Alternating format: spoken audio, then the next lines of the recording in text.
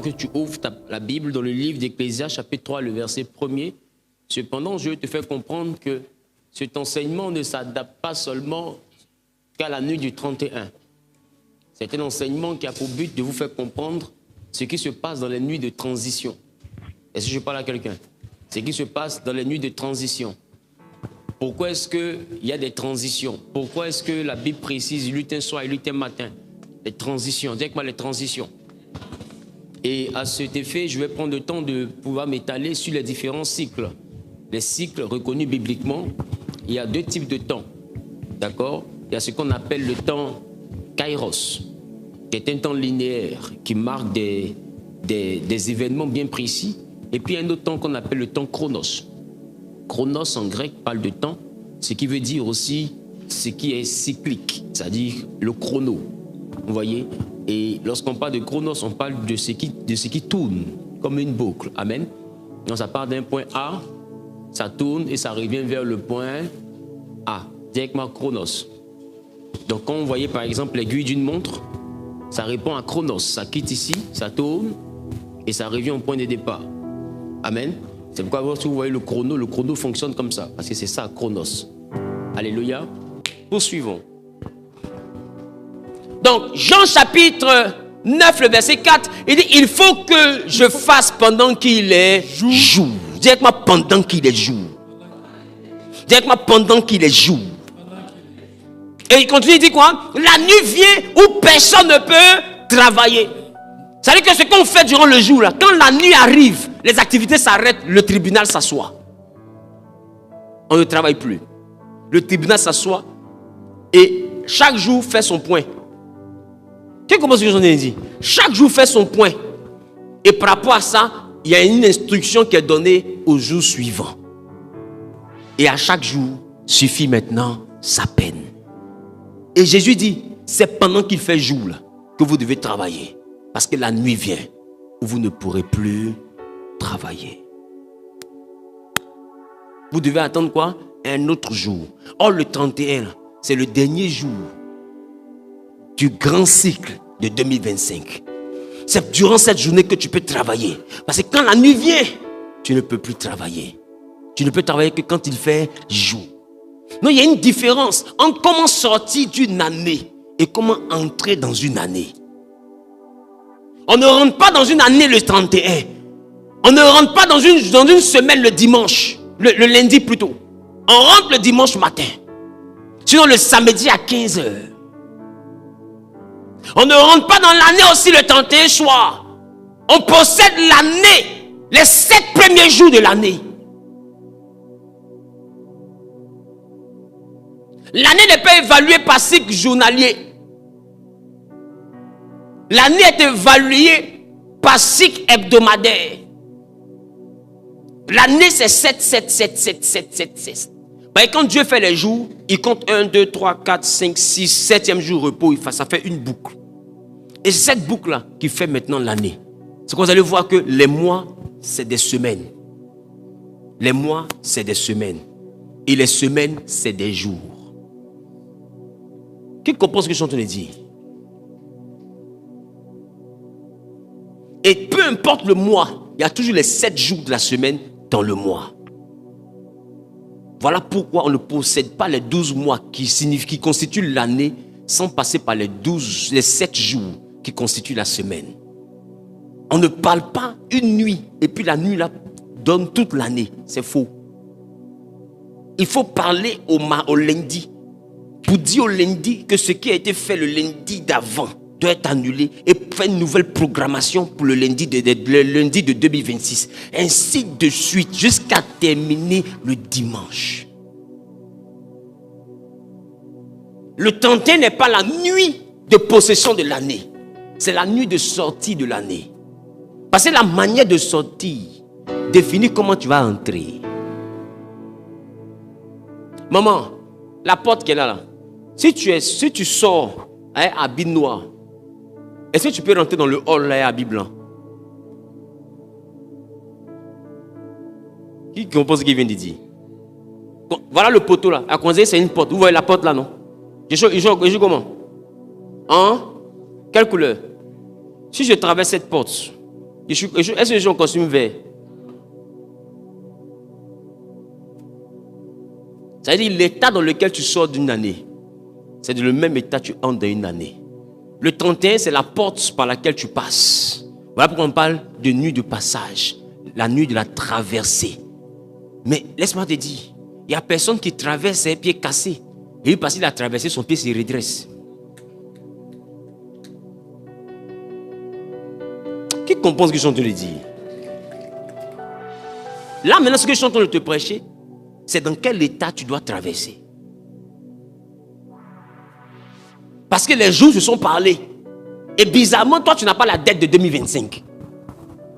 Seulement. Tu as la dette de 2024. De 2023. De 2022. 2021. De 2020. C'est une chose que les chrétiens ne prennent pas au sérieux. Ce sont même leurs engagements à eux. On promet facilement à Dieu puis on oublie. On promet, on oublie parce qu'on se dit il est amour. Est-ce que tu sais que c'est lui qui a créé l'enfer? Quelqu'un t'a pas dit ça? Ça aussi tu m'attendais pour te dire. Écoute, moi l'amour que Dieu a là, ça me fait peur. L'amour que Dieu a là, ça me fait peur. Je prends un exemple. Je prends un exemple très simple. Tu as ta femme. Tu la frappes. Elle t'aime. Tu la trompes. Puis quand tu prends femme pour venir, elle t'aime. Je sais pas si je comprends un peu. Après, tu l'insultes devant les gens. Elle t'aime. Tu lui donnes rien. Elle t'aime. Toi-même, il faut la quitter. Amour, ça là, ça fait peur. Amour, on t'aime seulement là. Ça fait peur. Et puis, c'est jamais fâché. Hein. Dès que tu viens, chérie, pardon. Je te pardonne, mon cœur. Tu es en sécurité. Tu as allumé la souris, mon temps. Tu dis, hé, toi là. Toi. Ça fait peur. Notre Dieu est le seul qui se fâche contre Satan. Il lui promet de le brûler dans l'enfer. Il fabrique l'enfer, il dépose, il ferme la porte, c'est pas encore inauguré. Et puis quand Satan se promène et puis il vient causer à Dieu, les deux causes. Et les deux critiquent Job. Les deux causes. Mais Satan sait que le monsieur qui cause là va le brûler. Est-ce que vous voyez la patience de Dieu? Même pour te faire du mal, il est patient. Ça fait 6000 ans que nous existons sur la terre. Ça fait 6000 ans que Satan sait qu'ils vont le brûler. Ça fait 6000 ans que Dieu a fabriqué l'enfer. Ça fait 6000 ans que tout le monde attend. Et Dieu n'est toujours pas pressé. Jésus n'a pas encore prêché Yehuda, le cœur de Dieu. Quand je prêchais Yehuda, l'amour que Dieu a là, moi ça me fait peur. Voilà pourquoi la Bible dit qu'il faut le servir avec crainte et tremblement. C'est un amour qui fait peur. Mais le chrétien dit comme il m'aime là, donc il ne me fait pas peur. Oh Satan que vous dites qu'il est rebelle là. Le Satan que vous dites, il n'obéit pas à Dieu. C'est pourquoi vous obéissez, vous êtes des enfants de Dieu. Lui, il n'est pas enfant, il est l'ennemi. Satan dit quand il voit la main de Dieu sur quelqu'un, là, il ne le touche pas. Le chrétien voit la main de Dieu sur quelqu'un, il le torpille, il l'insulte, il le dénigre, il lui manque de respect. Malgré la main, c'est Dieu seul souvent qui vient sauver son serviteur dans la main des chrétiens. C'est-à-dire que Satan même là, il craint Dieu que les chrétiens.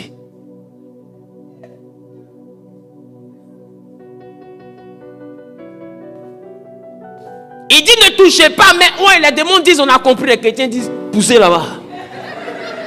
Qui comprend ce que je suis en train de dire? Ça fait rire. Hein?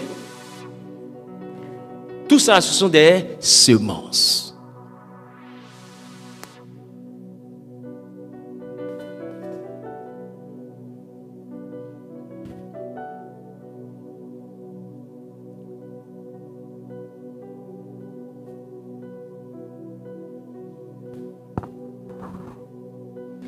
Le jour signifie agir. La nuit égale préparer. Donc, dans le jour, tu agis. Dans la nuit, Dieu prépare. Dans le jour, toi aussi, tu agis. Lui aussi, il agit. Dans le jour, c'est la période où on agit. Tous. Dieu agit pour punir ou il agit pour bénir. Nous, on agit aussi pour définir ce qui va nous punir après ou ce qui va nous bénir après. Qui commence ce que je dit? Et durant la nuit, Dieu prépare. Voilà pourquoi la Bible dit, ce que les païens cherchent là, notre Dieu prépare la même chose pour ses enfants pendant qu'ils dorment. Parce que quand on dort, Dieu prépare soit la bénédiction, soit la malédiction. Est-ce que vous comprenez ce que je suis en train de dire? Donc chaque jour, ce qu'on agit là, ça définit ce que Dieu prépare la nuit. Bon, je ne sais pas. Est-ce que vous comprenez ce que je dis? Non, il y a des fois quand tu dors là, sache qu'il y a des choses qui se préparent. C'est pourquoi il dit, tu ne dois pas dormir la nuit, tu ne dois pas se coucher sur ta colère. Il y a des éléments qui ne doivent pas traverser ta nuit parce que ça va préparer quelque chose contre toi demain. Que tu ne pourras pas rattraper parce que c'est déjà acté. Le jugement est déjà fait. Alors Jésus dit, quand tu dois à quelqu'un et que tu es en train de partir au tribunal, arrange-toi avec lui, trouve un accord, chemin faisant. Parce que si jamais tu te retrouves devant le tribunal, tu ne vas pas sortir de là-bas sans avoir remboursé le dernier. Vous pensez qu'il parle de quel tribunal? Quand le jour est en train d'arriver et que le jour est en train de passer et que tu es encore dans le jour et que la nuit n'est pas encore arrivée, où Dieu statue durant ce jour-là, trouve un accord rapide avant que la nuit n'arrive. C'est ce que Jésus est en train de te dire. Parce que si la nuit arrive, que le tribunal statue, tu n'auras pas d'opportunité pour rattraper ce que tu as fait hier sans avoir remboursé la totalité de ce que tu as fait. Alors David a commis une infraction un jour. Ce jour-là, il a fait mourir un homme qui était innocent. Et ce jour-là, il n'a pas rattrapé le tir. C'était déjà acté. La nuit était déjà passée, donc Dieu avait déjà préparé. Et Dieu était sur le point de faire quoi? D'agir. Et maintenant le prophète Nathan vient dire à David, voici ce qui se passe dans le royaume. Un homme avait une brebis et un homme avait une grande richesse. Il a pris la seule brebis et au bien pour récompenser le pauvre, il a tué le pauvre. David dit, quel est cet homme? Qu'il soit puni 4 fois. Il dit, roi, c'est toi. Dès qu'on informe David que c'est lui, qu'est-ce que David fait? Il fait ce que toi tu fais. Il commence à aller demander pardon à Dieu. Je me répands. Seigneur, je demande pardon. Dieu l'a écouté, mais il a payé 4 fois. Parce que le jour de l'action était arrivé. On ne répare pas quand le jour de l'action est déclenché. Qui comprend ce que je suis en train de dire? Il était l'homme sur le cœur de Dieu, mais il a payé. Première sentence, le bébé est mort. Deuxième sentence, David a perdu le trône. Troisième sentence, son fils Absalom a couché avec les femmes de son père publiquement. Les femmes de David. Quatrième sentence. J'ai dit quoi? Première sentence? Bébé est mort. Deuxième? Troisième? Quatrième sentence, ces 2 enfants se sont entretués. Parce qu'il y a un qui s'appelle Amon qui a vu sa soeur, qui s'appelle Tamar. Il dit elle est belle. Et il allait coucher avec sa soeur en la violant. David a payé 4 fois malgré la repentance. Votre problème, c'est que vous ne savez pas que c'est quand tu es en train de semer, c'est dans le temps dans lequel tu sèmes que tu peux arracher. On n'arrache pas dans le ciel, dans le temps où ça pousse. Qui comprend ce que je suis en train de dire? Et là, tu es encore dans une saison temporelle qui n'est pas encore bouclée. On peut encore arracher des choses qui n'ont pas encore poussé dans le prochain cycle. Bon, je ne sais pas si je parle à quelqu'un. Tu vas te repentir, mais tu as payé. Aïe, aïe, aïe, aïe, aïe, aïe. Tu vas demander pardon à Dieu, mais Dieu va te pardonner, mais tu as payé. C'est bizarre, hein? Mais c'est comme ça. Beaucoup se disent que quand ça va arriver, je vais prendre un jeune, je vais demander pardon à Dieu, il y aura la clémence. Tu auras la clémence. Donc peut-être il ne va pas continuer. Mais ce que tu dois vivre là, tu vas vivre ça. Ce sont des lois. Pourquoi il a demandé à Job, connais-tu les lois du ciel? Bon, je ne sais pas si je parle à quelqu'un. Allons-y à la page suivante, s'il vous plaît. La nuit, cycle de l'invisible. Genèse chapitre 1, le verset 5, il eut un soir, il eut un matin. D'accord? Lorsqu'on parle de la nuit, on parle de Laïla. Ce qui veut dire temps de gestation, de combat ou de décision invisible. Quand l'hébreu parle de nuit, il parle de la période des décisions invisibles. Vous savez quoi? Des décisions spirituelles. Donc ce qui t'arrive le matin, là, c'est décider la nuit. On vous a appris que la nuit, les sorciers s'asseyent pour décider de vous attaquer. Et puis le matin, ça vous arrive. Non, ce n'est pas les sorciers seulement. La nuit, Dieu aussi s'assoit. Et puis les sorciers viennent à la réunion. Voilà, c'est ça qu'on a oublié de te dire. La nuit, les sorciers ne s'asseyent pas pour vous tuer le matin. La nuit, Dieu s'assoit. Les sorciers viennent. Les anges viennent. Toutes les entités qui existent sont devant le trône de Dieu. Ce n'est pas qu'ils sont dans la même salle. Hein? Non. Chacun est devant la face de Dieu dans le monde de l'esprit. Et chacun revendique quelque chose. Et c'est là que le sorcier dit, moi, je veux que celle-là puisse mourir. Dieu demande, pourquoi? Parce que voici ce qu'elle a fait. Tu as dit qu'on doit honorer le Père, on doit honorer la Mère. Je suis le Père, elle me déshonore. Ma maison est détruite. Elle ne vient pas. Entends-toi, tu as dit en Malachie que tu es l'Éternel. Où est ton honneur quand ta maison est détruite? Quand on vienne réparer ta maison, quand on vienne apporter les dîmes, les offrandes, afin que ta maison soit restaurée, qu'il y ait de la nourriture dans ta maison, et on va voir si la bénédiction ne descend pas. Donc c'est l'honneur que toi tu recherches. Mais mon enfant elle est milliardaire. Mon enfant elle a beaucoup d'argent. Mais elle ne vient pas au village ou peut-être que je suis sorcier. Est-ce que tu as dit, Seigneur, qu'on doit honorer le Père s'il est sorcier ou bien s'il n'est pas sorcier? Dieu dit non, j'ai dit honore le Père simplement. Il dit voilà, elle dit elle ne m'honore pas parce que je suis sorcier. Et si c'est ta parole ça? Dieu dit c'est pas ma parole. Mais qu'est-ce que tu réclames? Parce que celui contre qui on pêche, c'est lui qui définit la sentence. Il dit moi je veux la sanction de la mort. Dieu ne peut pas t'enlever dans ça. Je ne sais pas si tu comprends ce que je suis en train de te dire. C'est sa propre parole qui le prend. Voilà pourquoi il dit, si tu te retrouves à vouloir faire ton offrande et que tu te rappelles que tu es en litige avec ton frère, laisse ton offrande, va demander pardon. Pourquoi? Parce que celui contre qui tu pêches, c'est à lui que tu dois demander pardon. Le problème, c'est que vous insultez la maman des gens et vous allez demander pardon à Dieu. Je reprends. Vous insultez peut-être la maman de celle-là, la maman qui est là. Vous insultez sa maman. Et puis, il t'en fait jeune, Seigneur, il demande pardon pour insulter sa maman. C'est la maman de Dieu d'insulter. Je pense que je comprends un peu. Si c'est à elle que tu as manqué de respect, c'est à elle que tu dois demander pardon. Voilà pourquoi il dit, pardonne-nous nos offenses, comme nous pardonnons à ceux qui nous ont offensés. Parce qu'en réalité, ceux qui nous ont offensés, là, c'est à nous de leur pardonner. Je pense que je comprends un peu. Aïe, aïe, aïe, aïe, aïe. Si ceux que tu as offensés ne t'ont pas pardonné, ce n'est pas Dieu qui a te pardonné pour eux. Ce n'est pas possible. Or, vous offensez les gens et vous allez demander pardon à Dieu. Et vous vous sentez pardonné. Sur quelle base? Vous savez pourquoi vous ne demandez pas pardon à ceux que vous avez offensés? Parce que vous n'aimez pas l'humiliation. Vous savez que là-bas, ils vont vous humilier. C'est pour ça que Dieu t'a dit de ne pas faire. Parce qu'il savait que pour obtenir le pardon, tu allais passer par l'humiliation que tu n'aimes pas là. Alors désormais, quand c'est comme ça, pour être élevé, tu dois maintenant te rabaisser. Et pourquoi il dit, celui qui se rabaisse sera élevé. Mais combien sont ceux-là qui réussissent à se rabaisser pour aller demander pardon à ceux qui ont humiliés? Parce qu'ils savent qu'on t'attend. Tu sais qu'on t'attend au tournant. Donc tu ne veux pas partir là-bas. Alors qu'est-ce que tu fais? Tu fais un jeûne. Tu demandes pardon à Dieu. Je sais que Dieu m'a pardonné. Est-ce que c'est Dieu que tu as insulté? Est-ce que c'est Dieu que tu as humilié? Est-ce que c'est Dieu qui commence ce que je suis en train de dire? Que tu as ridiculisé? Et c'est Dieu que tu as vilipendé.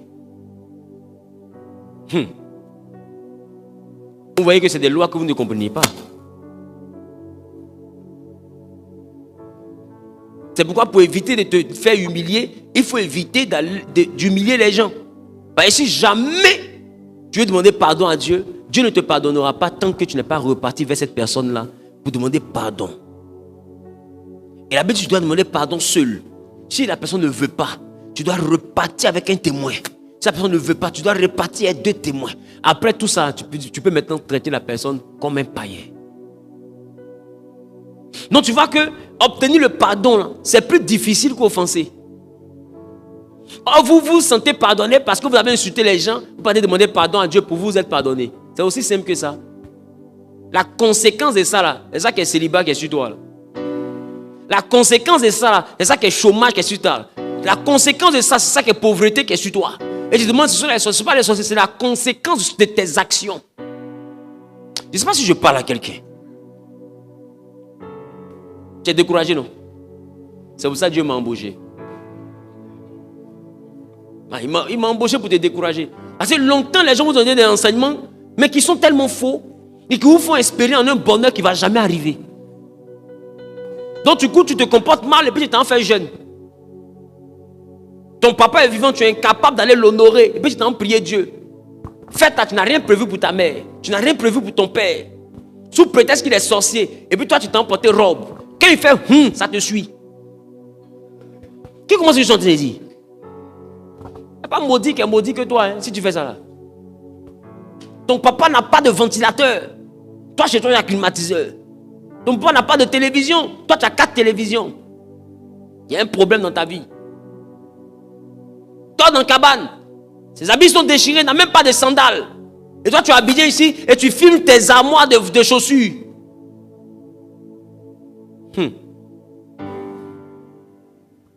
Non, poursuivons.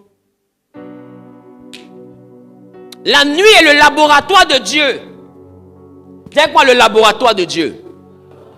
Les alliances se renouvellent la nuit. Les batailles spirituelles majeures se gagnent la nuit. Parce que laisse-moi te dire, ce que tu appelles les batailles spirituelles, c'est la conséquence d'un tribunal. D'un tribunal où les gens accusent. Voilà pourquoi Satan et son groupe, là, ce sont les accusateurs. Qui comprend ce que je viens de dire? Ils accusent.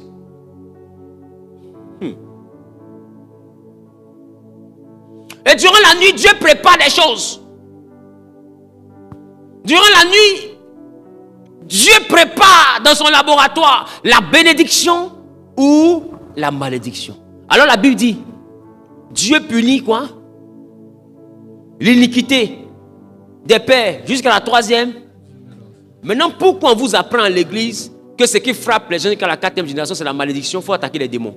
Or, ta même Bible dit c'est Dieu qui punit jusqu'à la 4e génération. Maintenant, pourquoi au moment de vous attaquer à ça, là, vous attaquez le diable? On dit Dieu, l'iniquité, jusqu'à la 3e et à la 4e génération. Qui punit? Maintenant, quand vous combattez pour que ça se détruise, là, vous attaquez qui? Vous attaquez le diable, non?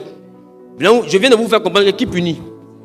Donc, quand il dit je me lève contre tous ceux qui ont levé la malédiction, qui ont la 4e génération, tu attaques qui? Dans ta tête, c'est qui tu attaques?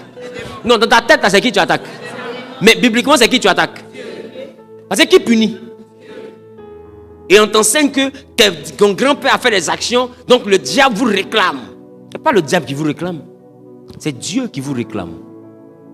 C'est une justice divine. Donc il punit l'iniquité de ton grand-père là, sur vous, sur vos enfants, sur les enfants de vos enfants, jusqu'à la 4e génération. C'est Dieu qui vous punit. Et vous mettez dans les camps de prière pour lancer le feu sur celui qui punit. Au lieu de demander pardon pour obtenir grâce, vous lancez le feu encore sur celui qui punit. Et vous prenez son feu pour lancer sur lui. C'est pas la folie. Qui livre? Qui sèche ce que les chrétiens fument là? Qui sèche?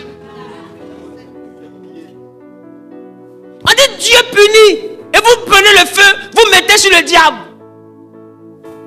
Et puis après vous lisez, vous dites c'est notre Dieu punit l'iniquité des pères sur les enfants. Est-ce que vous avez la cohérence? Est-ce que vous vous lavez avant de prier? Est-ce que vous lisez votre Bible? Est-ce que vous vous brossez avant de lire la Bible? C'est quoi ça? Enfin, on veut tellement que ce soit le diable. On veut tellement croire que notre Dieu là, il ne veut que notre bien. Dieu veut le bien de celui qui se comporte bien. Il dit ce que tu sèmes, tu le moissonneras. Il n'y a personne pour vous le dire. C'est pourquoi vous continuez dans vos affaires de camp de prière pour attaquer les démons inutilement. Et des fois, Satan assis, il ne sait pas ce qu'il avait. Et Dieu, et Dieu, et Dieu, et Dieu, et Dieu. Écoute ma folie, avec un peu de temps, tu peux trouver la sagesse. Toi-même, toi-même tu dis que ta Bible dit c'est Dieu qui punit. Mais la malédiction qui s'étend sur vous jusqu'à 4 générations, le nom du diable fait quoi dedans? Ton grand-père, il a vu l'amour de Dieu. Il a préféré aller couper tête des gens pour faire vaudou, pour faire sacrifice humain. Il a préféré ça. Or, la Bible dit que quand tu te comportes comme ça, Dieu punit jusqu'à la 4e génération. Maintenant, ça arrive au moment où on vous punit.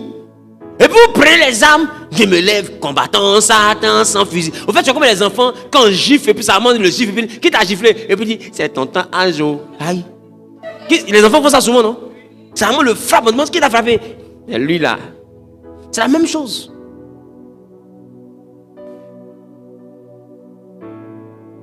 Dis à ton voisin, on fait pitié. Hein? On fait pitié. Hein? Vous voyez pourquoi depuis vous faites ce genre de jeûne là, mais ça ne prospère pas?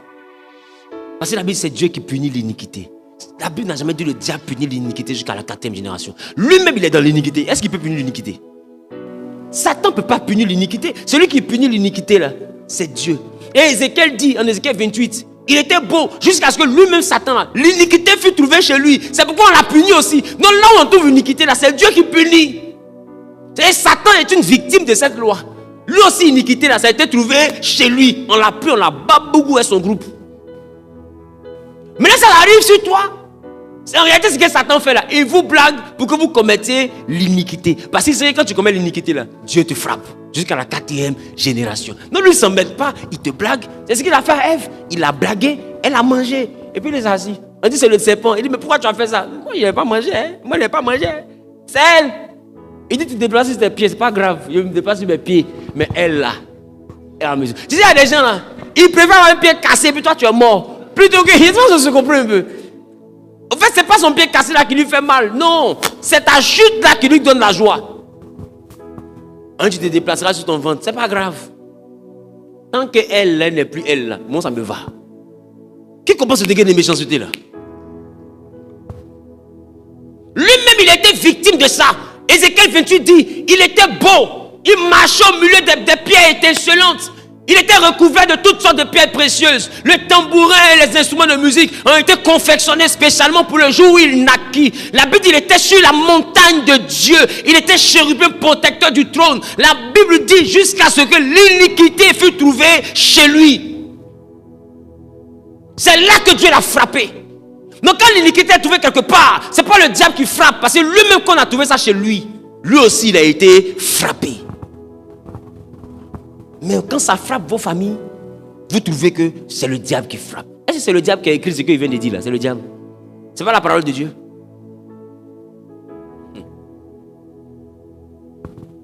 La nuit est le laboratoire de Dieu.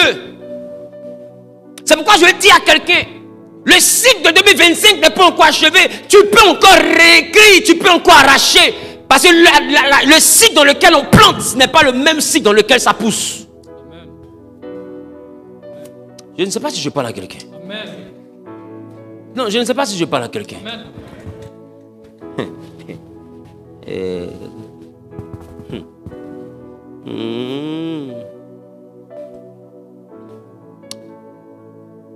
C'est bon? C'est bon? C'est bon? Amen. Très bien. Job chapitre 33, le verset Job 15. 33, verset 14 à 15. Dieu parle cependant. La Bible dit Dieu parle cependant tantôt d'une manière, tantôt d'une autre. Tantôt d'une autre. Et l'on n'y prend point garde. L'on n'y prend point garde. Il parle par des songes. Il parle par des songes. Par des visions nocturnes. Par des visions nocturnes. Quand les hommes sont livrés à un profond sommeil. Quand les hommes sont livrés à un profond sommeil. Quand ils sont endormis sur leur couche. Alléluia. Amen. La Bible dit Dieu parle tantôt d'une manière, il parle par des songes, par des visions nocturnes, virgule. Et la Bible dit, quand les hommes sont livrés à un profond sommeil, quand ils sont endormis sur leur couche. Ça veut dire que, Dieu parle quand tu as des songes. Dis moi ça fait 1. 2, Dieu parle quand tu as des visions nocturnes. Dis moi 2. 3, Dieu parle quand tu dors. Ça veut dire que tu peux ne pas avoir de songe, ne pas avoir de vision, mais sache qu'il est en train de parler sur toi. On dit quand tu dors là, Dieu parle. Donc durant la nuit quand on dort, Dieu parle sur chacun. Or quand Dieu dit que la lumière soit, la lumière fut. Donc Dieu dit la nuit ce que tu vas vivre le jour. Donc quand tu dors, Dieu parle. Que tu aies vu sans songe ou pas, Dieu parle quand tu es endormi. Et quand tu te réveilles, tu vis la conséquence de ce que Dieu a dit pendant que tu dormais. Et quand c'est l'iniquité qui est dans ta vie, il peut prononcer la galère. Parce que c'est lui qui punit l'iniquité. Donc quand tu es dans la deuxième génération, tu n'es pas encore la quatrième génération, la cinquième génération, que tu es encore ceux qui méritent la sentence. Chaque nuit, Dieu parle sur toi. Pour que le jour, tu ne connaisses pas la gloire. Parce que quelqu'un s'est rendu coupable d'iniquité. Est-ce que tu comprends ce que je veux dire? C'est ça qu'on appelle les réclamations aussi. Dieu parle. Voilà pourquoi la Bible dit, pour Moïse, c'est en un lieu où il passa la nuit. Parce que durant la nuit, Dieu parle. Et quand Dieu a parlé sur Moïse, c'était que Moïse devait mourir. Dieu parle. Moïse n'avait pas eu de songe, il était prophète. Il n'avait pas eu de vision, il était prophète. Mais Dieu avait parlé, il devait mourir. C'est pas parce que tu ne rêves pas que Dieu ne dit rien sur toi. Chaque nuit, Dieu parle sur toi. Demande à ton voisin, qu'est-ce que Dieu a dit sur toi hier soir?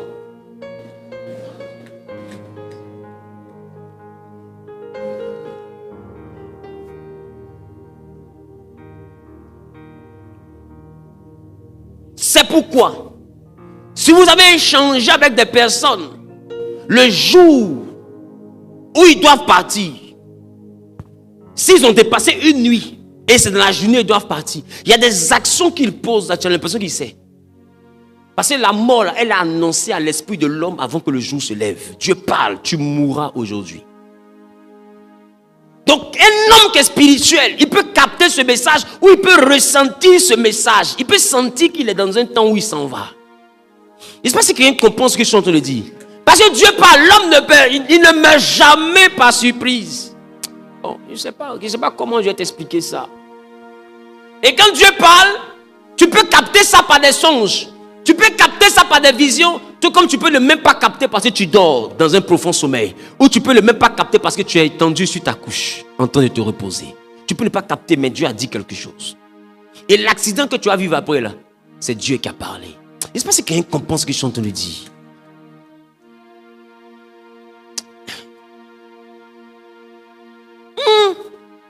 Voilà pourquoi il dit, rien n'arrive si lui, il ne l'a pas permis. Ça doit interpeller tout le monde. Il dit, il est l'alpha et l'oméga. Il est le commencement et la fin. Maintenant, quelqu'un veut me persuader qu'il y a des choses qui commencent et puis Dieu n'est pas dans le commencement. Montre-moi quelqu'un d'autre qui est le commencement dans tout le monde spirituel. Satan? Tu vas me dire que ce que vous vivez dans votre famille, c'est Satan qui a commencé? Tu es sûr de ça? Est-ce qu'il se sent assez Satan pour revendiquer le titre de alpha? Est-ce qu'il se sent assez Satan pour revendiquer le titre de commencement? Commencement dans le monde spirituel, c'est un nom. C'est le nom de Dieu. Voilà pourquoi Jésus dit, il est le commencement et la fin. Il est le premier, il est le dernier. Il est l'alpha, il est l'oméga. Ces différents attributs-là, Satan ne peut jamais se les attribuer. Parce que, écoute, Dieu en a l'exclusivité. Rien ne commence sans lui. Pour que le malheur de Job commence, Satan a dû avoir l'autorisation de Dieu. Ça ne vous dit rien?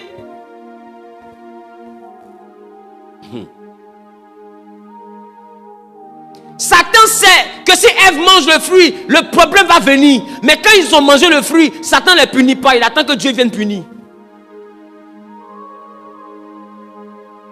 Et c'est quand Dieu punit que Satan agit maintenant dans la punition. Qui commence ce que je suis en train de dire? Quand Dieu livre Job, Satan s'invite dans la vie de Job. Quand Dieu déclare, Satan s'invite dans la déclaration. Je ne sais pas si quelqu'un comprend ce que je suis en train de dire. Mais si Dieu n'a rien dit, Satan ne peut pas s'inviter dans la vie de quelqu'un. Alors si tu vois beaucoup Satan dans ta vie, avant de l'attaquer, va demander à Dieu, qu'est-ce que tu as dit? Ben, je le vois un peu trop au quartier. Qu'est-ce que tu as dit? Bah, si tu n'as rien dit, lui là, je ne veux pas le voir dans ma vie comme ça. Il est trop dans ma vie sentimentale. Il est trop dans mes finances. Il est trop dans ma vie professionnelle. Qu'est-ce que tu as dit pour qu'il soit autant présent dans ma vie? J'espère qu'il y a une comprend ce que je suis en train de dire. Ce que je dis là, c'est de la folie. Hein? Mais je sais que les hommes de certain niveau peuvent comprendre ce que je dis. Quand tu vois le diable, va demander à Dieu, qu'est-ce que tu as dit? Parce que Satan ne peut pas venir si Dieu n'a rien dit. C'est pourquoi Jésus dit, rien ne vous arrive si l'Éternel n'a pas permis. Vous devez comprendre ça. Et puis vous regardez celui qui fait. Vous ne regardez pas celui qui a permis. Satan a tout pris à Job. Et Job dit à sa femme, Dieu a donné, Dieu a repris. Et c'est Dieu qui a repris. Qui a repris? Et Satan? Et Satan qui a tout détruit. Mais il dit c'est Dieu qui a repris. Pourquoi? Parce que Job est plus spirituel que nous. Job sait que si tout ça est quitté dans sa vie, même si c'est le diable qui voit en train de tout détruire, mais ce n'est pas le diable. Derrière le diable, il y a une permission de Dieu.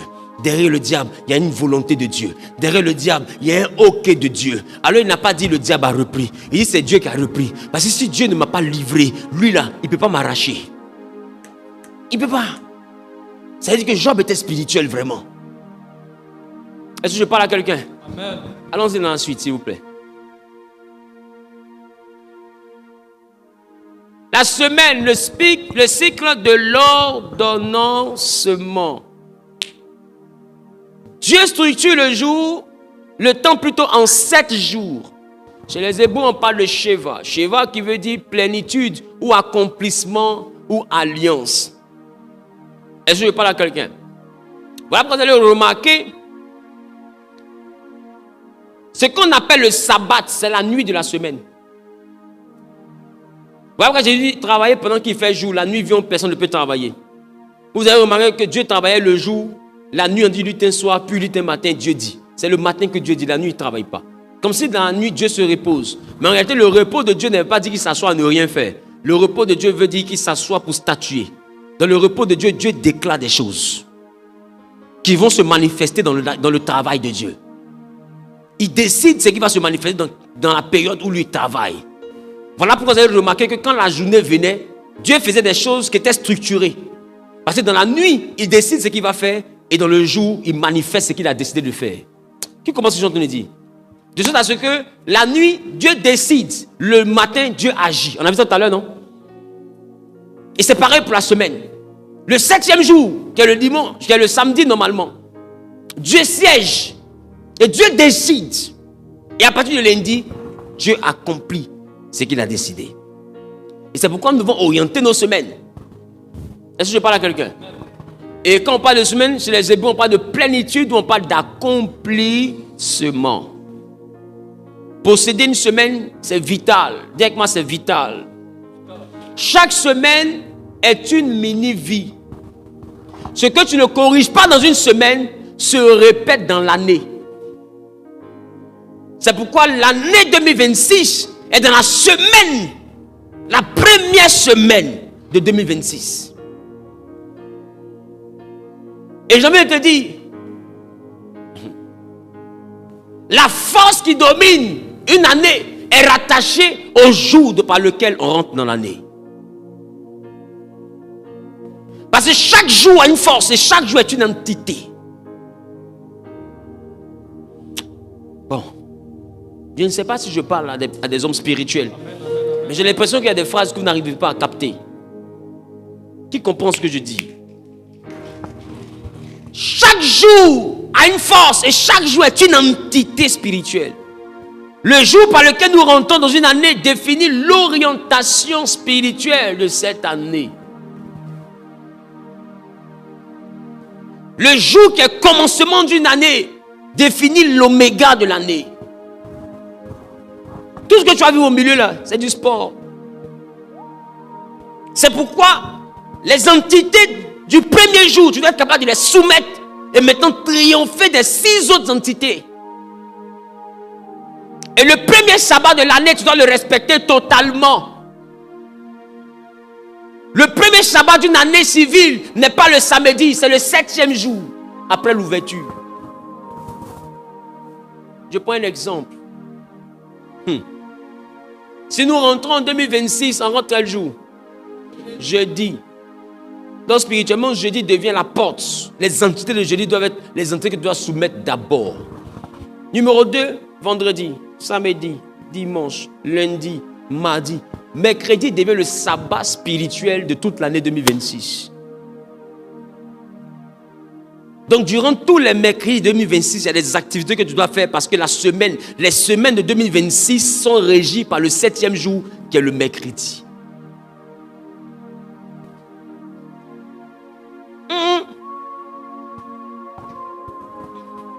Je ne sais pas si je parle à quelqu'un.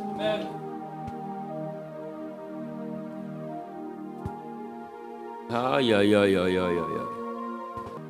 Donc, la plénitude, accomplissement et alliance, c'est ce qui est régi dans les 7 jours que les Hébreux vont appeler Sheva, ce qui veut dire semaine. Vous devez comprendre que la semaine devient un cycle qui est très spirituellement actif. On ne possède pas une année dans la nuit du 31. On possède une année dans les 7 premiers jours. Et là où le premier jour est inscrit, définit le 7e jour. Donc le sabbat. Parce que Dieu dit qu'il a travaillé pendant 6 jours. Le 7e jour, il s'est reposé.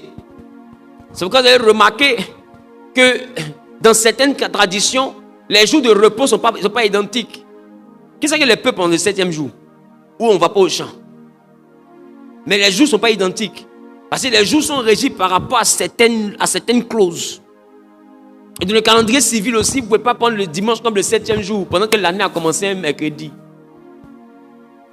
Le dimanche, c'est le 7e jour quand l'année commence, quand ça commence le lundi. Mais une année qui commence le jeudi, le dimanche peut pas être le 7e jour. Le 7e jour devient le mercredi. Je pense que je comprends un peu. Toi, tu es né un 25 ou bien 24 comme moi, 24 janvier. Ton année peut pas, mon 7e jour peut pas être un dimanche. Si moi je suis né un mardi, c'est quel le cas? Mon 7e jour va forcément tomber un lundi. Je pense que je comprends un peu. Et en fonction de l'entrée de chaque année, mon 7e jour va bouger. Quand le 24 va arriver un jeudi, mon 7e jour devient un mercredi. Quand le 24 arrive, qui commence ce jour de jeudi? Aïe, aïe, aïe. Ce qui rend les choses spirituelles dynamiques, pas statiques. C'est pourquoi beaucoup parmi vous avez possédé même les années personnelles pour avoir votre bénédiction, vous ne voyez pas. Parce que vous ne savez pas que les choses bougent. Bref. Donc, ce que tu ne corriges pas dans une semaine se répète dans l'année. Allons-y. Le mois, le cycle du renouvellement. Il a fait la lune pour marquer les temps. En hébreu, on parle de quoi? On parle de Kodesh. D'accord? Renouvellement ou reprogrammation. Amen. Donc, lorsqu'on parle de mois, on parle d'un cycle de renouvellement ou d'un cycle où on peut reprogrammer les choses. C'est pourquoi vous avez remarqué dans la Bible, les 3 premiers jours, le mois est la période où on possède les 3 premiers jours qu'on appelle la nouvelle lune dans la Bible. Parce que les 3 premiers jours du mois permettent de reprogrammer certaines choses aussi. Est-ce que je parle à quelqu'un? C'est important. Amen. Donc Dieu change le calendrier avant de changer la destinée. Vous devez comprendre que c'est le calendrier qui définit la destinée. Parce que ce qui se passe dans la destinée est fonction du temps qui est dans le calendrier. Je ne sais pas si quelqu'un comprend ce que je suis en train de dire. Donc vous devez faire le lien entre ce qui doit vous arriver et puis le temps dans lequel vous vous trouvez. Si vous dissociez le temps de ce qui doit vous arriver, c'est que vous n'avez pas compris pourquoi vous êtes né un 13 juin. C'était au temps marqué par Dieu. Votre naissance même sur la terre, il y a un temps. Ça veut dire que tout ce que vous allez vivre sur la terre est rattaché aussi à un temps bien précis. Ne dissociez pas le temps de ce que vous devez vivre. Alléluia. Ne dissociez pas le temps de ce que vous devez vivre. Allons à la page suivante, s'il vous plaît.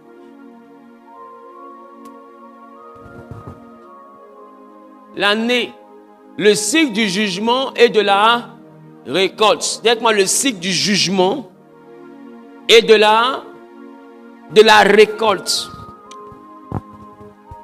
Et Deutéronome chapitre 11, le verset 12, que dit la Bible? C'est un pays dont l'Éternel ton Dieu prend soin et sur lequel l'Éternel ton Dieu a continuellement les yeux. Il dit c'est un pays dont l'Éternel ton Dieu prend soin et sur lequel l'Éternel ton Dieu a continuellement les yeux. Sur lequel l'Éternel ton Dieu a continuellement les yeux.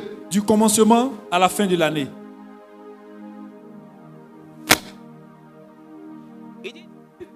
Du commencement à la fin de l'année. À la fin de l'année. Dis à ton voisin, Dieu a les yeux depuis le commencement jusqu'à la fin de l'année. Ça veut dire que tout ce qui se passe dans une année se passe sous le regard bienveillant de l'Éternel. Dieu ne rate rien. Depuis le commencement jusqu'à la fin, il a ses yeux rivés. D'accord? Il dit les yeux de l'Éternel sont sur cette terre du commencement jusqu'à la fin. Dis à ton voisin, les yeux de Dieu sont sur toi. Depuis le commencement de l'année jusqu'à la fin.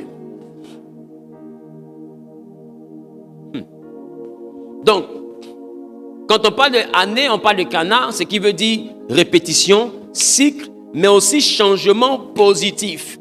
Donc, lorsqu'on parle d'année, on parle de répétition de certaines choses, on parle d'un cycle de production de certaines choses, mais aussi on parle de changement positif.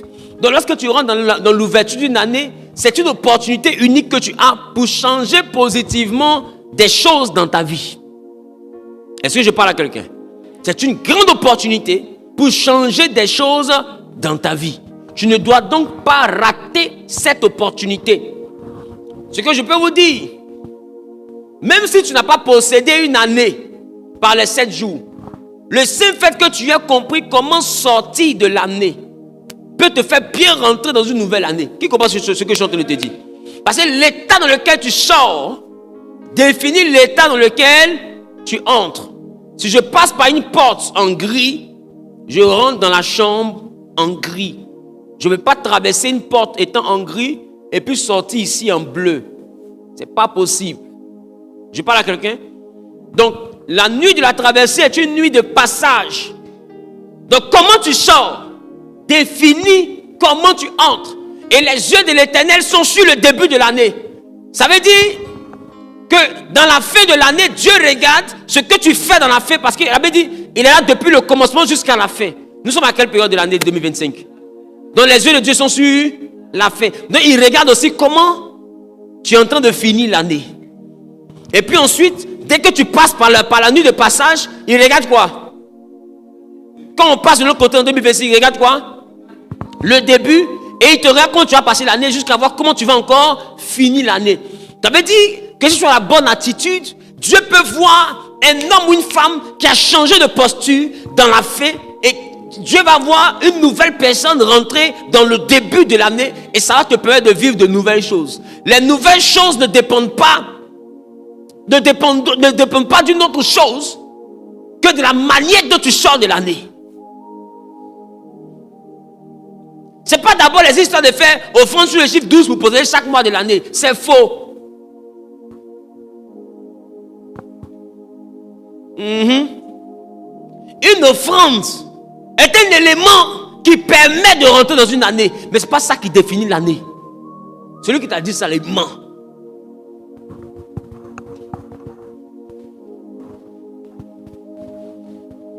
Est-ce que je parle à quelqu'un? Donc une année mal clôturée égale une année suivante contaminée. C'est comme une journée qui est mal clôturée définit une autre journée contaminée. On a vu ça au début de l'enseignement. Définit une autre journée contaminée. Parce qu'un jour instruit un autre. Et une nuit donne connaissance à une autre nuit. Donc une année contaminée donne aussi connaissance à une année contaminée. Donc tu dois sortir de 2025 d'une façon qui va rester. Tu vas envoyer 2026 sans ne pas avoir les mauvaises informations de blocage, de malédiction, d'échec dans l'année 2026. Avançons. Donc, la nuit de transition entre 2 années, un portail majeur du destin ou de la destinée. Allons-y.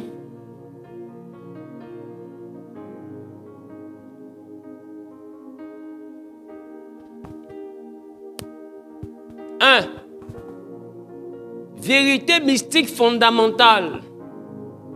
J'aime bien ce mot-là. Vous devez vous habituer à ça. Hein? J'aime bien ce mot-là. Voilà. C'est pas moi qui ai mis ça dans ma bouche, c'est eux.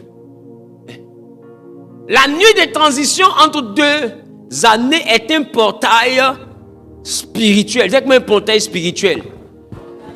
Ce n'est ni une fête, ni un simple passage. D'accord? Au niveau du calendrier. C'est une porte, un seuil, un moment de verdict. Moi, majoritairement, quand je sors de la nuit, de la traversée, ça ne va pas passer jusqu'au matin.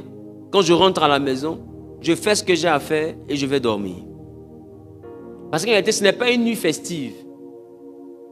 Il n'y a que vous qui cherchez habit de fête et qui cherchez une position pour aller faire la fête jusqu'au matin. L'année dépend de cette nuit-là. C'est pourquoi vous allez voir que durant cette nuit-là, il y a des vibrations de distraction qui descendent sur la terre. Si tu n'es pas dur, ça t'aspire. Parce que Satan veut distraire le maximum. Parce que cette nuit-là, il n'y a pas 2 dans l'année. C'est la seule nuit comme ça dans l'année.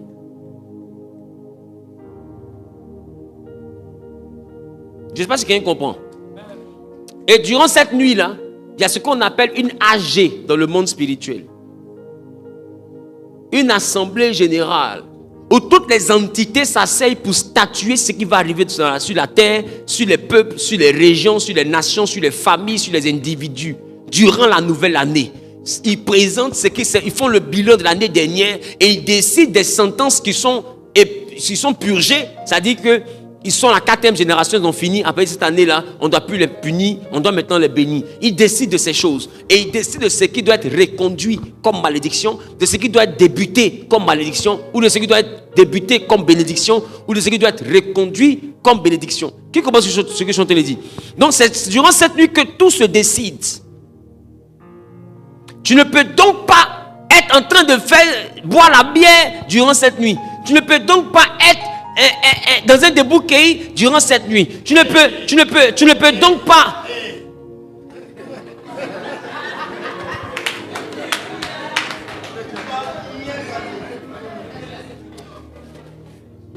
Je vous demande pardon. Ça m'a échappé. Je vous ai dit, je ne suis pas un pasteur parfait. Mais durant la nuit de la traversée, on ne m'oublie pas. Voilà, il a dit. Oh, il y en a qui préparent cette nuit-là même pour boire à tôter. Mon ami, tu es mystique ou quoi? C'est qu'on dit là, tu n'entends pas. Même être ta femme, il ne faut pas faire. Prenez cette nuit-là pour vous préparer spirituellement pour l'année. Et j'ai envie de vous dire, les 7 premiers jours de l'année, normalement, là,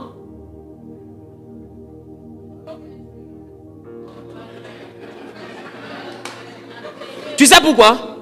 Parce que dans la nuit de la traversée, dans la nuit du passage, après la sentence, avant que le jour ne se lève, la recharge qui descend n'est pas une recharge journalière.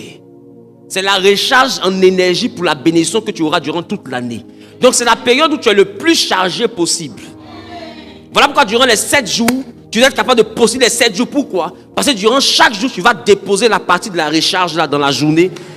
Et puis quand tu sors de là, tu n'es plus totalement chargé. Même si quelqu'un veut venir te vampiriser, tu t'es déjà déconnecté en déposant ce qui appartient à lundi, le lundi, ce qui appartient à mardi. C'est comme si tu as fait la gestion des stocks. Maintenant tu te promènes, elle est divers. Donc on peut tout te voler sauf ce qui est dans lundi. Peut-être tu as déjà donné à lundi ce qui appartient à lundi. À César, ce qui appartient à César. Parce que l'amour de Dieu, là, c'est ce qui fait que Dieu donne son Fils unique. La gratuité, là, c'est pour ceux qui nous aiment.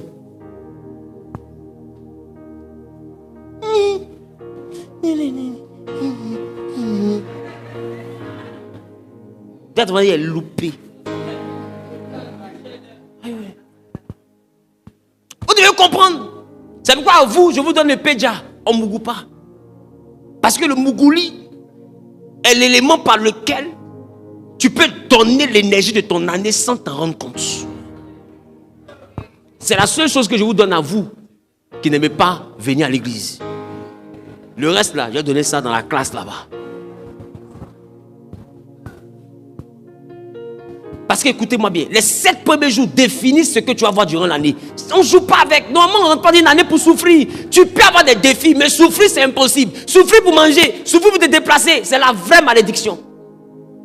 Souffrir pour te loger, c'est la vraie malédiction. La Bible dit les oiseaux du ciel ne sèment ni ne moissonnent, mais votre Père les nourrit. Oiseaux mangent, toi tu ne manges pas, il y a un problème. Il y a un problème, est-ce qu'on a bien t'expliqué ça autrement? Il y a un lourd problème. Mais remarquez, s'il y a quelque chose qui rentre dans la tête des hommes charnels dans la période des fêtes, c'est le sexe. En fait, c'est là-bas que le diable envoie l'esprit de tout le monde. Parce qu'il ne vient que pour voler.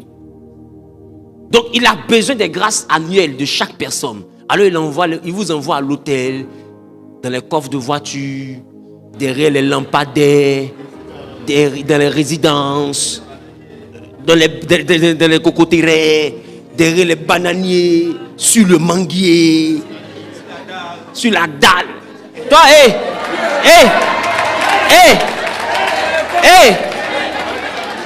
Christian, ça fait 4 coins, il a monté 4 coins, lui seul. Et il est sur le manguier, sur les bananiers.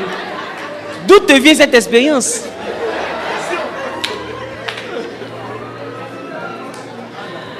Qui t'a appris que tu es nu? As-tu mangé du fruit?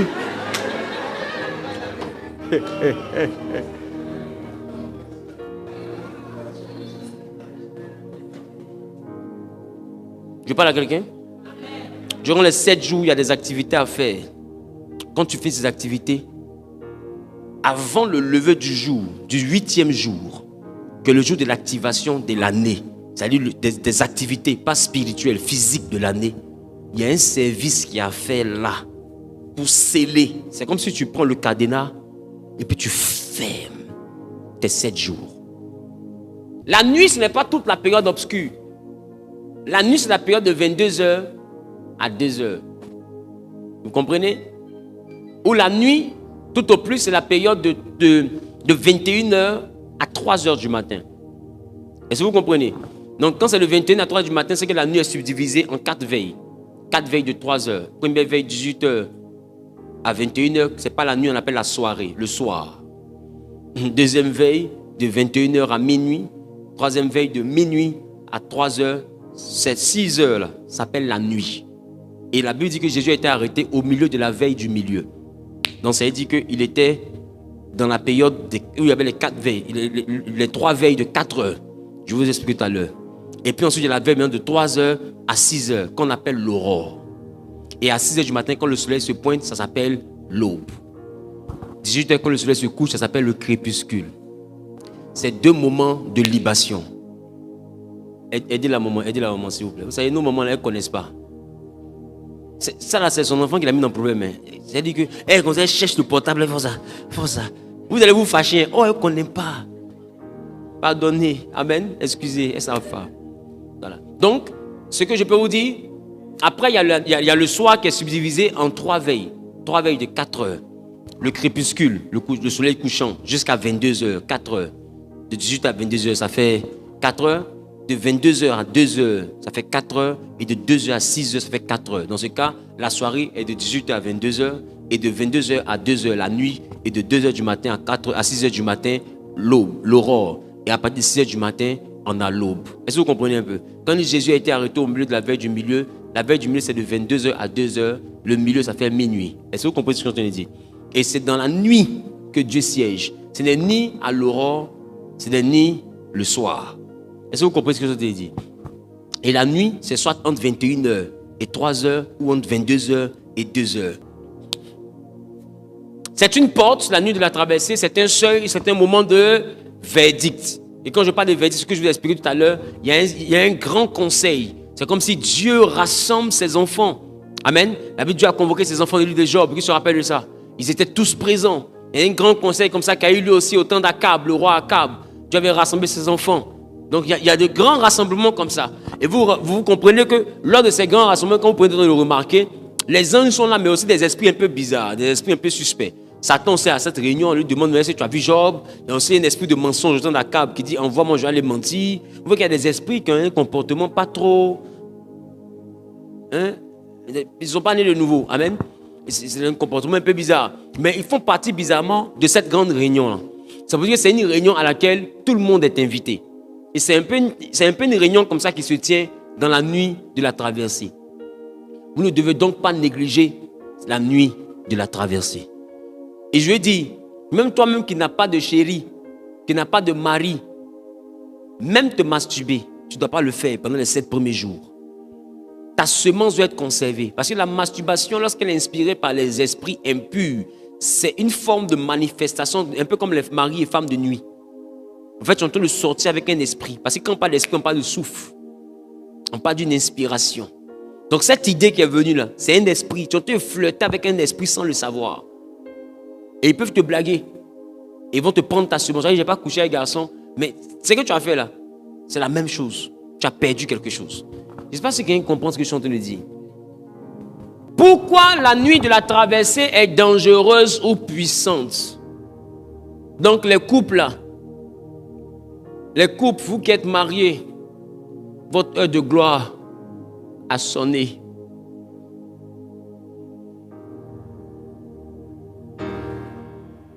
À partir du 31, 15 heures, nous sommes dans l'atmosphère 2026.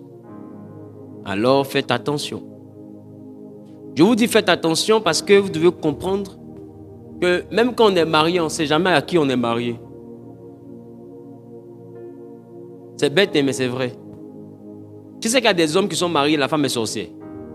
Qui sait qu'il y a des femmes qui sont mariées, le monsieur est sorcier? On ne sait jamais à qui on est marié. On ne sait jamais à qui on est marié. À moins que vraiment Dieu t'ait révélé son spirituel, quoi. Ce qui n'est pas toujours le cas. C'est pourquoi vaut mieux éviter. Et puis il y a des choses qui ne se partagent pas. La bénédiction de l'année, là, tu reçois correctement ta bénédiction, après ça on va voir. Des gens ont voulu entendre Dieu dans la Bible.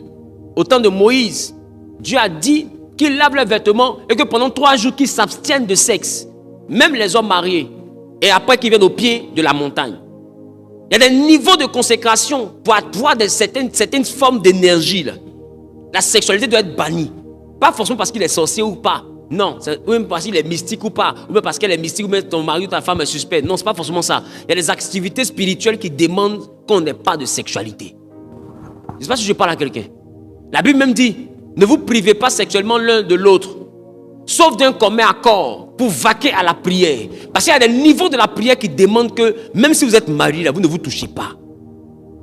Parce que la sexualité et la prière, là, les deux ne riment pas ensemble. Surtout posséder une année et puis le pentueli, les deux ne vont pas ensemble. Tu ne peux pas voir le bonheur de l'année en même temps avoir le goût de la sexualité. Les deux goûts ne vont pas ensemble. Il faut choisir un. Et puis il faut laisser l'autre. Donc si tu es parti te déposer quelque part, il ne faut pas te plaindre après. Pourquoi ton année est comme ça? C'est comme ça, mais tu n'as pas écouté ce que le pasteur a dit. Je parle à quelqu'un. Quand tu quittes ici, va dire à ton mari chéri, ou va dire à ta femme chéri, discutez. Le message est en direct sur Facebook, pendant la partie, il faut lui montrer. Vous deux, discutez et trouvez un accord. Je pense que je comprends un peu. Ne lui impose rien. Ne lui impose rien. Discute et puis plaide. Amen. Ta femme aussi discute elle et puis plaide. Parce que la Bible, quand tu es marié, c'est d'un commun accord. Donc trouve l'accord là dès maintenant. Pourquoi cette nuit est dangereuse? Numéro 1. Parce que les anciens contrats spirituels expirent. Numéro 2. Les nouveaux décrets se signent. Numéro 3. Les autels invisibles sont activés. Tout ce que tu fais durant une année, durant la nuit de la traversée, ça devient comme des autels. Ça vit désormais, ça respire. Parce que c'est comme si tu as planté et ça rentre en production. Ça commence à vivre. Et les choses commencent à crier contre toi. Je ne sais pas si quelqu'un comprend ce que je suis en train de dire. Et là, tu arrives à la période de la moisson. Et c'est là que de nouveaux décrets sont signés. Si tu as eu une année, tu as servi Dieu, tu as aimé Dieu, tu as fait de bonnes actions. C'est des décrets de bénédiction, de gloire, d'élévation qui sont signés. Tu t'es comporté d'une certaine manière, tu t'es envolé la nuit, tu as la peur mollet des gens, tu as mangé au tête de quelqu'un. Et un nouveau décret aussi est signé. Qui comprend ce que je suis en train de dire? En fonction de ce que tu as fait là, l'ouvrier là, de 2025 là, ici là, il mérite son salaire. Et en fonction des décrets qui sont posés, des autels spirituels sont activés. Et le feu de tes actions parle continuellement. Si ce sont de bonnes actions, c'est la bénédiction qui crie dans le ciel de ta vie, durant tout le cycle de l'année. Je ne sais pas si je parle à quelqu'un. Donc, on va poursuivre. Allons-y rapidement parce qu'il est déjà 13h. Allons-y rapidement. Pourquoi ça m'importe et pourquoi ça doit aussi t'importer cette nuit? Ce que tu fais cette nuit, numéro 1, affecte 12 mois. Numéro 2, influence tes décisions. Numéro 3, oriente tes rencontres. Les rencontres que tu vas avoir en 2026, là, ça dépend de comment tu rentres dans l'année. Laisse-moi te dire, la réponse à la prière d'un homme, c'est l'apparition d'un homme. Les attaques sataniques aussi, c'est l'apparition des personnes. Il y a des personnes qui vont rentrer dans ta vie, là, tu vas finir 2026 en prison. Il y a des personnes qui vont rentrer dans ta vie, tu vas finir 2026 étant riche, parce qu'ils vont créer des opportunités de gloire. Il y a des personnes qui vont rentrer dans ta vie en 2026, ton foyer sera déséquilibré. Il y a des personnes qui vont rentrer dans ta vie en 2026 aussi, tes enfants vont avoir des opportunités de travail. En fonction de qui tu rencontres, ça dépend si c'est une réponse de Dieu ou si c'est une attaque du diable. Je ne sais pas si quelqu'un comprend ce que je te le dis. Et cette nuit va dépendre aussi, de cette nuit va dépendre quoi? Les programmes de combat. Dis avec moi les combats.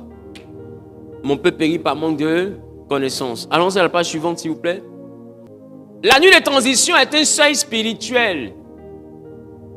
Entre 2 années, la nuit entre 2 années n'est pas une nuit ordinaire. Dans le monde spirituel, elle est perçue comme un seuil, une porte, un tribunal invisible. Un moment de bascule où ce qui est déclaré, accompli ou négligé dans l'année finissante est archivé et où l'année à venir est légalement ouverte. Quand on dit quelque chose est archivé, ça veut dire que la chose est annulée. C'est stocké dans une mémoire. Donc ça rentre dans le souvenir. C'est les éléments qui vont revenir. Je ne sais pas si je parle à quelqu'un.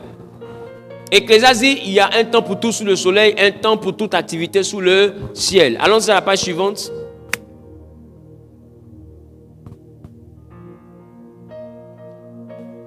Le mot hébreu, Zeman, signifie temps fixé. Rendez-vous établi. D'accord? La nuit du 31 décembre au 1er janvier est donc un rendez-vous spirituel fixé. Parce que quand on parle de nuit, on parle de Zeman. Qu'on le veuille ou non, dis avec moi, c'est un rendez-vous spirituel. Si tu comprends, c'est un rendez-vous spirituel. Tu ne comprends pas, c'est un rendez-vous spirituel. Que tu acceptes ce que je te dise ou pas, ça ne changera pas la nature de la nuit de passage en 2 années. C'est à toi maintenant de décider de sortir de l'ignorance pour ne plus rentrer dans ton année dans les caniveaux. Ben, tu es saoulé. Pour ne plus rentrer dans ton année dans des choses bizarres. Tu dois rentrer dans ton année étant lucide, étant conscient de beaucoup de choses, ayant réalisé réellement que tu rentres dans une porte qui est décisive et déterminante pour ton année 2026. Ce n'est donc pas une soirée ou une nuit dans laquelle on doit être distrait.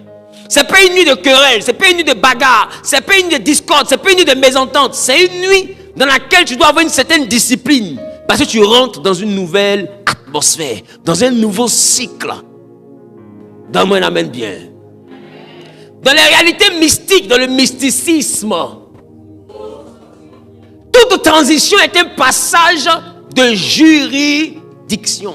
Quand j'ai toute transition, je parle de la transition entre 2 jours, la transition entre 2 semaines, la transition entre 2 mois, la transition entre 2 saisons, la transition entre 2 années. Je parle à quelqu'un? L'année qui finit égale territoire clos, l'année qui commence égale territoire vierge. C'est-à-dire qu'on doit écrire. Et ce qui doit être écrit là, c'est durant la nuit de la transition qu'il y a une grande réunion qui est faite où il y a le point de l'année précédente et maintenant il y a les décrets qui viennent pour la nouvelle année. Et c'est durant cette nuit-là, avec les décrets, que de nouvelles pages sont écrites par rapport à ce qui s'est passé, qu'on a payé ou qu'on n'a pas payé. Des bonnes actions dont on a bénéficié les résultats ou dont on n'a pas bénéficié les résultats. Donc quand les gens sont ingrats, là, ne cours pas pour aller dire le bien que tu l'as fait. Tu es en train d'annuler la récolte de l'année qui suit.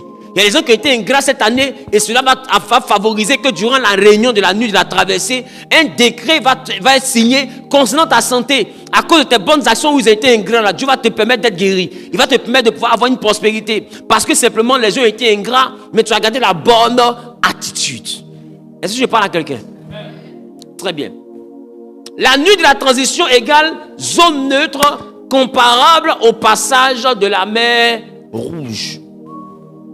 Donc c'est une période où il y a une forme de neutralité parce qu'il y a un jugement qui est en cours. En réalité, lorsque le jugement est en cours, personne n'est condamné, tout est neutre. On ne sait pas si tu es coupable, on ne sait pas si tu es libre. Parce que le jugement est en cours. Ça se passe durant la nuit de la traversée. Une fois que cette nuit-là passe, il n'y a plus de neutralité.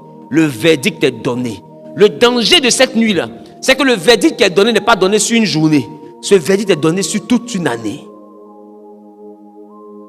C'est parce qu'il y a une composition de Tunisie. Et ce qui est donné sur une année ne peut pas être changé dans une journée. Donc même si tu changes dans une journée, l'autre journée va venir avec le même verdict. Parce que c'est encore dans la même année. La seule manière de bénir une année, c'est de prendre possession de la porte de cette année. Je parle à quelqu'un? Amen. Donc c'est semblable au passage de la mer Rouge, dans le Jourdain, mais le seuil de la porte spirituelle chez A. D'accord? Dans Deutéronome chapitre 11, verset 12, la Bible dit, c'est un pays dont l'Éternel prend soin, les yeux de l'Éternel sont continuellement sur lui, du commencement de l'année jusqu'à la fin. On a vu ça tout à l'heure. Cela signifie qu'il y a un commencement légal et une fin légale. Donc l'année commence parce que Dieu statue et l'année s'achève parce que Dieu aussi fait un bilan. Là, nous sommes dans la période du bilan. Vous remarquez que quand Dieu finissait de créer chaque chose, au soir, il disait, il y eut un soir, il y eut un matin, ce fut le premier jour, Dieu vit que ce qu'il avait fait était bon. Donc il y a toujours un bilan au soir. Donc, au soir de l'année, Dieu fait un bilan. Et ce bilan, il est fait souvent avec une réunion. Dans cette réunion-là, les livres sont ouverts.